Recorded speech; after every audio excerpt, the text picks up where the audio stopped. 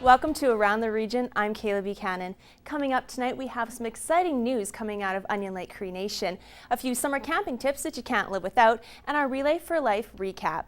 Now, this was my first year participating as a walker in the relay event, and it was an amazing experience. So thank you to my teammates from Team NewCap and the community of Lloydminster for making this year's Relay for Life unforgettable. Everybody knows somebody with cancer. Everybody has had that in their life somehow. Me and my dad, this is the two of us left behind. There's so many people that go through it. It's good to see that we're all in this together. It's clear that it can be beaten. Like, things are moving forward and it's positive. I want my children to live in a world where they don't fear cancer. You just don't want anyone else to have to go through this. Welcome everyone. We are very, very happy to see you, and once again, you beautiful people in the yellow t-shirts, you are why we are doing this.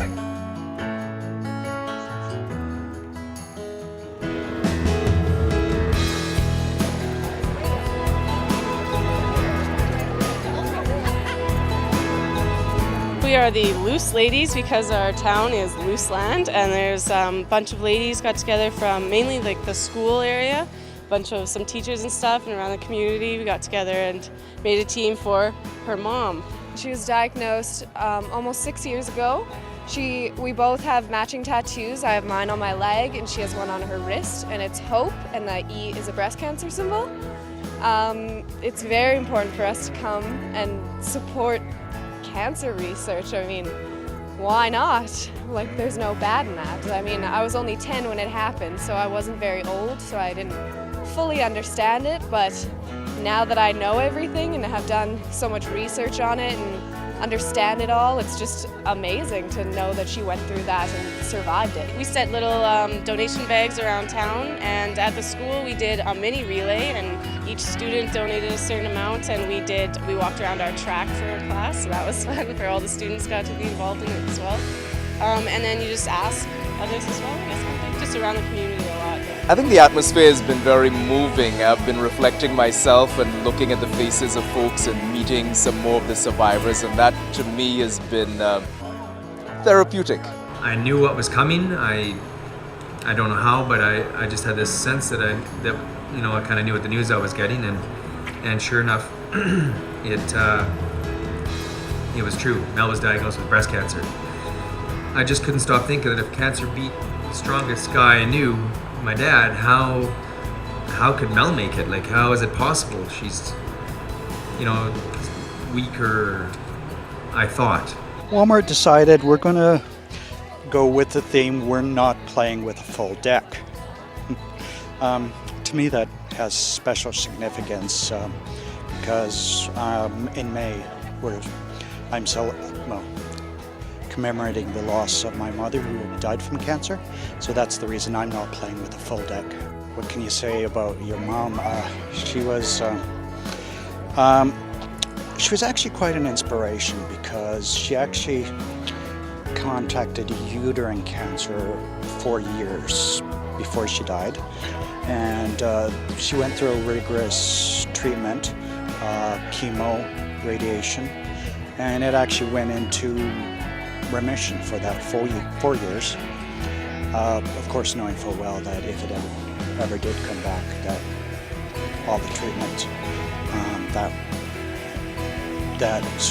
could be done have been done already. So that would be the end. When the cancer did come back, fortunately it was very quick. It happened within several months. We were able to celebrate her 80th birthday, and then shortly afterwards came Easter, and then in May she passed away with all of her family beside her. So we work here hard to raise the money so that we can fund the research that will eventually find that cure. Awesome. Everybody and their uncles here. The entire town is here. And we've got folks from right across the region. I think that is really what's been helpful, kind of bonding folks that we haven't seen in a while, and folks that we've just known that have been going through their stuff. It's good just to be here with them. We are relaying in honor of my dad. His name was Charlie, and he passed away from cancer in 2002. So that's why we're Charlie's Angels. We're made up of family members of him, and also my auntie's on this team, and basically family and friends. And we've been relaying now for 10 years. And so it gets a little easier every year. You know what, we broke all of our records, and we raised over $4,000 this year as a team. And we actually had a smaller team than usual. We only had 7 members, so 7 people raising $4,000. So I think we did awesome.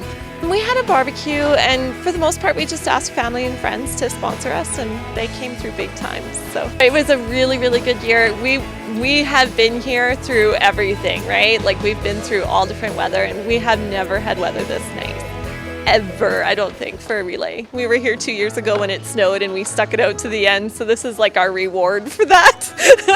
It's amazing. It's amazing. I think my favorite part is when they light the luminaries at night, and just that first walk around when all the lights are still off, and you're in the dark and you don't really know, like, you can't see anybody, so everybody's kind of anonymous, but we're all here. Like, we're all here about cancer, and we are all touched. And so, and the treatments are so hard. Like, they're just so hard. And so if we can figure out a way to make that better for people, then we need to do that. I think that's the main part of it. I mean, you look back at the 12 years and what we're going to probably surpass $3 million this year. And the money part of it in terms of research, that's fine, that's great and stuff.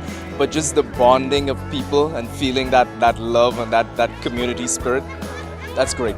We'll have more from this year's relay when we come back.